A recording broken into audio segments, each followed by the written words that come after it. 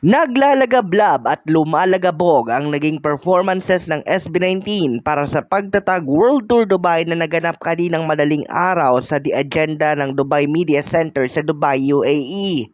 Magpahanggang ngayong Webes ng umaga ay usap-usapan pa rin sa mga social media platforms tulad ng Twitter ang iba't ibang segment ng kanilang mga naging numbers, kabilang na ang mga kinakikiligang mga tandems sa loob ng grupo.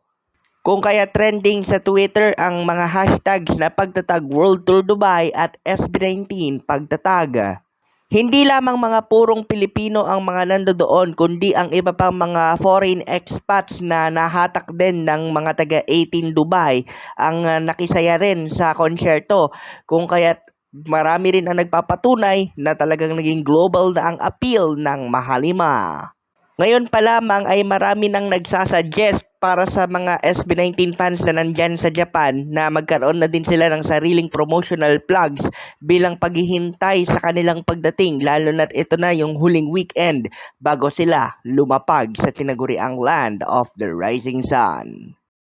Samantala, sa pinakahuling schedule of activities na natanggap ng Mabuhay Radio News mula sa kapatid natin sa TFC, kaugnay ng mga nalalabing araw bago ang pagdating ng Mahalima dyan sa Japan, nagaganap na ang iba't ibang flyer and campaign distribution sa iba't ibang mga train stations hanggang sa weekend.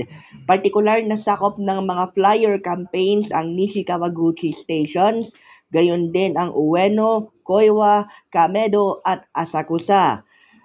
Abril 28 naman ng 1:40 ng hapon ang inaasahang paglapag ng eroplanong kinalululanan ng SB19 sa Haneda Airport bago nila paunlakan ang isang press con pagsapit ng 2:00 ng hapon ng kaparehas ding araw.